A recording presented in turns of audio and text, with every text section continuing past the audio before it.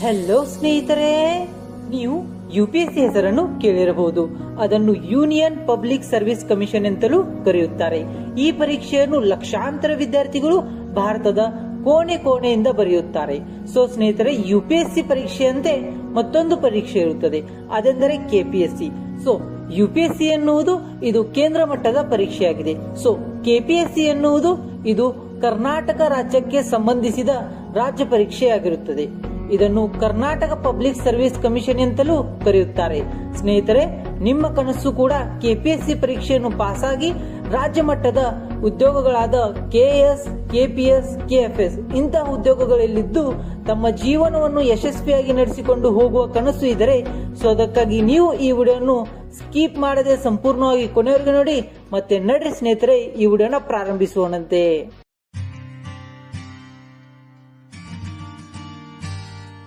ಹಲವು ಜನರಿಗೆ ಈ ಕೆಪಿಎಸ್ಸಿ ಎಂದರೇನು ಅಂತ ಪ್ರಶ್ನೆ ಇರುತ್ತದೆ. ಮೊದಲು ನಾವು ಇದರ ಬಗ್ಗೆ ತಿಳಿದುಕೊಳ್ಳೋಣ. ಕರ್ನಾಟಕ ರಾಜ್ಯದ ಸಾರ್ವಜನಿಕ ಸೇವಾ ಆಯೋಗವಾಗಿದೆ. ಇದು ರಾಜ್ಯದ ಬಹು ಹುದ್ದೆಗಳ ರಾಜ್ಯ ಮಟ್ಟದ ನಾಗರಿಕ ಸೇವಾ ಪರೀಕ್ಷೆಯನ್ನು ಜಾರಿಗೊಳಿಸುತ್ತದೆ.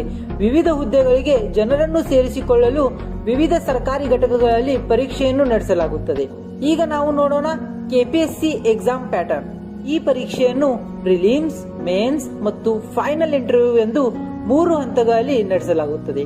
ಆಯ್ಕೆ ಪ್ರಕ್ರಿಯೆಯ ಅಂತಿಮ ಹಂತವನ್ನು ತಲುಪಲು ಅಭ್ಯರ್ಥಿಯು ಎಲ್ಲ 3 ಹಂತಗಳನ್ನು ಅರ್ಹತೆ ಪಡೆಯಬೇಕು. ಈಗ ನಾವು ಈ 3 ಹಂತಗಳ ಬಗ್ಗೆ ನೋಡೋಣ. ಮೊದಲನೇ ಹಂತ ಬರುವುದು ಪ್ರಿಲಿಮ್ಸ್ ಎಕ್ಸಾಮ್.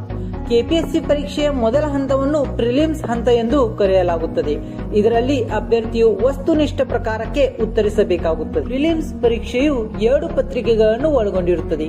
ಈ ಪ್ರತಿಯೊಂದು ಪತ್ರಿಕೆಗಳು ಆಬ್ಜೆಕ್ಟಿವ್ ಟೈಪ್ ಅಥವಾ ಬಹು ಆಯ್ಕೆಯ ಪ್ರಶ್ನೆಗಳು ಅಂದರೆ ಮಲ್ಟಿಪಲ್ ಚಾಯ್ಸ್ ಕ್ವೆಶ್ಚನ್ಸ್ ಎಂಸಿಕ್ಯೂಗಳನ್ನು ಒಳಗೊಂಡಿರುತ್ತದೆ. ಪ್ರಶ್ನೆ ಪತ್ರಿಕೆಯ ಮಾಧ್ಯಮವು ಇಂಗ್ಲಿಷ್ ಮತ್ತು ಕನ್ನಡದಲ್ಲಿ ಆಗಿರುತ್ತದೆ. ಈ ಪ್ರತಿಯೊಂದು ಪತ್ರಿಕೆಯ ಅವಧಿಯು 2 ಗಂಟೆಗಳು ಇರುತ್ತದೆ. ಪ್ರಶ್ನೆ ಪತ್ರಿಕೆಯಲ್ಲಿ ಆ ಪ್ರಶ್ನೆಯ ಕುರಿತು ಉತ್ತರವನ್ನು ಕೊಡುವಾಗ ಅದೇನಾದರೂ ತಪ್ಪಾದರೆ 0.25 ಅಂಕಗಳ ನೆಗೆಟಿವ್ ಮಾರ್ಕಿಂಗ್ ಇರುತ್ತದೆ. ಈಗ ಬರುವುದು ಹಂತ 2, ಮೇನ್ಸ್ ಪರೀಕ್ಷೆ. 2ನೇ ಹಂತವನ್ನು ಮೇನ್ಸ್ ಪರೀಕ್ಷೆ ಎಂದು ಕರೆಯಲಾಗುತ್ತದೆ. ಅಭ್ಯರ್ಥಿಗಳು ಮಾತ್ರ ಮೇನ್ಸ್ ನಲ್ಲಿ ಪಡೆದ ಅಂಕಗಳನ್ನು ಅಂತಿಮ ಲೆಕ್ಕಾಚಾರದ ಸಮಯದಲ್ಲಿ ಮೆರಿಟ್ ನಲ್ಲಿ ಎಣಿಸಲಾಗುತ್ತದೆ. ಈ ಪರೀಕ್ಷೆಯಲ್ಲಿ ಲಿಖಿತ ಪರೀಕ್ಷೆ ಹಾಗೂ ವಿವರಣಾತ್ಮಕ ಪ್ರಕಾರದ ಪ್ರಶ್ನೆ ಪತ್ರಿಕೆಗಳನ್ನು ಒಳಗೊಂಡಿರುತ್ತದೆ. ಪ್ರಮಾಣೀಕರಣದ ಗುರುತು ಅಗತ್ಯತೆಗಳೊಂದಿಗೆ ಮೇನ್ಸ್ ಪರೀಕ್ಷೆಯಲ್ಲಿ ತೆರಗಡೆಯಾದ ನಂತರ ಅಭ್ಯರ್ಥಿಗಳನ್ನು ವೈಯಕ್ತಿಕವಾಗಿ ಸಂದರ್ಶನಕ್ಕೆ ಕರೆಯಲಾಗುತ್ತದೆ. ಪ್ರತಿ ಪತ್ರಿಕೆಯು 3 ಗಂಟೆಗಳಿರುತ್ತದೆ. 2ನೇ ಹಂತದ ಪರೀಕ್ಷೆಯನ್ನು ಕೂಡ ನೀವು ಕನ್ನಡ ಮತ್ತು ಇಂಗ್ಲಿಷ್ ಮಾಧ್ಯಮದಲ್ಲಿ ಬರೆಯಬಹುದು. ಕೆಪಿಎಸ್ಸಿ ಮೇನ್ಸ್ ಒಟ್ಟು 9 ಪತ್ರಿಕೆಗಳನ್ನು ಹೊಂದಿದೆ. 2 ಅರ್ಹತಾ ಪತ್ರಿಕೆಗಳು, 4 ಜನರಲ್ ಪತ್ರಿಕೆಗಳು ಮತ್ತು 2 ಆಪ್ಷನಲ್ ಪತ್ರಿಕೆಗಳು. ಇದರಲ್ಲಿ ಸುಮಾರು 1750 ಒಟ್ಟು ಅಂಕಗಳು ಇರುತ್ತವೆ.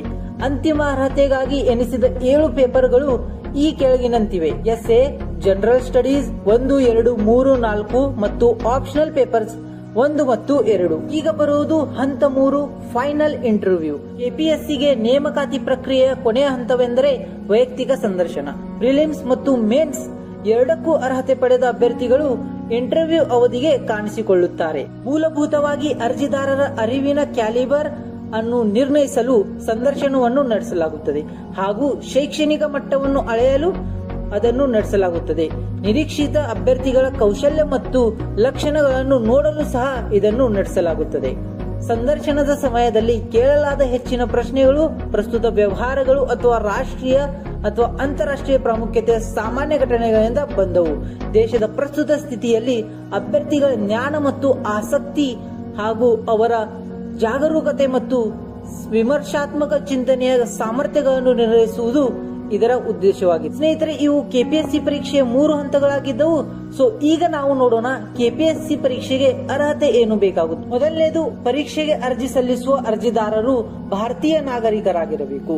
ಪರೀಕ್ಷೆಯನ್ನು ತೆಗೆದುಕೊಳ್ಳಲು ಮತ್ತು ಕೆಪಿಎಸ್ಸಿಯ ವಿವಿಧ ಹುದ್ದೆಗಳಿಗೆ ಅರ್ಹತೆಯ ಮಾನದಂಡದೊಳಗೆ ಹೊಂದಿಕೊಳ್ಳಲು ಅಭ್ಯರ್ಥಿಗಳು 21 ರಿಂದ 35 ವರ್ಷದೊಳಗಿನವರಾಗಿರಬೇಕು. ಅರ್ಜಿದಾರರು ಯಾವುದೇ ಮಾನ್ಯತೆ ಪಡೆದ ವಿಶ್ವವಿದ್ಯಾಲಯ ಅಥವಾ ವೃತ್ತಿಪರ ಸಂಸ್ಥೆಯಿಂದ ಪದವಿ ಅಂದರೆ ಡಿಗ್ರಿಯನ್ನು ಹೊಂದಿರಬೇಕು. ಸೊ ಸ್ನೇಹಿತರೆ, ಇದೆಲ್ಲವೂ ಸಹ ಕೆಪಿಎಸ್ಸಿ ಪರೀಕ್ಷೆಯ ಬಗ್ಗೆ ಸಂಪೂರ್ಣವಾದ ಮಾಹಿತಿಯಾಗಿತ್ತು. ಸೊ ಸ್ನೇಹಿತರೆ, ಈ ವಿಡಿಯೋ ನಿಮಗೆ ಚೆನ್ನಾಗಿ ಅನಿಸಿದರೆ ನೀವು ಹೋಗಿ ಈ ವಿಡಿಯೋನ ಲೈಕ್ ಮಾಡಿ ಮತ್ತೆ ಸ್ನೇಹಿತರೆ ನಿಮ್ಗೆ ಹೀಗೆ ಕರಿಯರ್ ರಿಲೇಟೆಡ್ ವಿಡಿಯೋ ನೋಡಬೇಕಾದ್ರೆ ನೀವು ಹೋಗಿ ನಮ್ಮ ಚಾನೆಲ್ ಅನ್ನು ಸಬ್ಸ್ಕ್ರೈಬ್ ಮಾಡ್ಕೊಳ್ಳಿ ಮತ್ತೆ ಪಕ್ಕದಲ್ಲಿರುವ ಬೆಲ್ ಐಕಾನ್ ಸಹ ಆಲ್ ನಲ್ಲಿ ಕ್ಲಿಕ್ ಮಾಡಿ. ಸೊ ಸ್ನೇಹಿತರೆ ಈ ವಿಡಿಯೋನ ನಿಮ್ಮ ಸ್ನೇಹಿತರು ಕೂಡ ಶೇರ್ ಮಾಡಿ. ಹಾಗೆ ಸ್ನೇಹಿತರೆ ಈ ವಿಡಿಯೋ ಬಗ್ಗೆ ನಿಮ್ಗೆ ಏನಾದ್ರೂ ಡೌಟ್ ಇದ್ರೆ ನೀವು ಹೋಗಿ ಕಾಮೆಂಟ್ ಸೆಕ್ಷನ್ ನಲ್ಲಿ ಕಾಮೆಂಟ್ ಮಾಡಿ, ನಾವು ಆ ಕಾಮೆಂಟ್ ಗೆ ರಿಪ್ಲೈ ಮಾಡುತ್ತೇವೆ. ಸೊ ಸ್ನೇಹಿತರೆ ಇವತ್ತಿನ ಈ ವಿಡಿಯೋದಲ್ಲಿ ಅಷ್ಟೇ, ಸಿಗೋಣ ಮುಂದಿನ ವಿಡಿಯೋದಲ್ಲಿ. ಬಾಯ್ ಬಾಯ್, ಟೇಕ್ ಕೇರ್.